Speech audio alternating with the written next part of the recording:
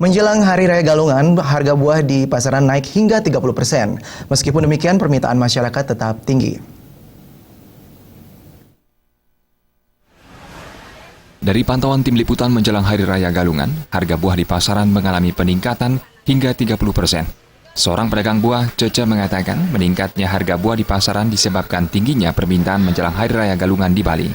Cece menambahkan kenaikan harga buah lokal dan buah impor mengalami perbedaan.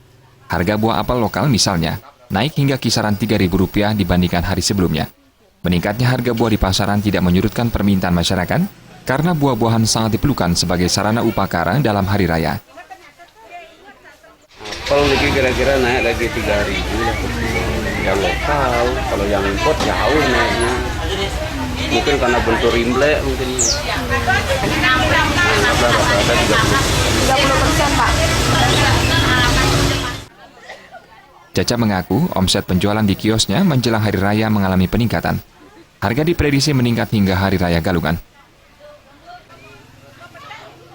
Alit Putra dan Winata, Bali.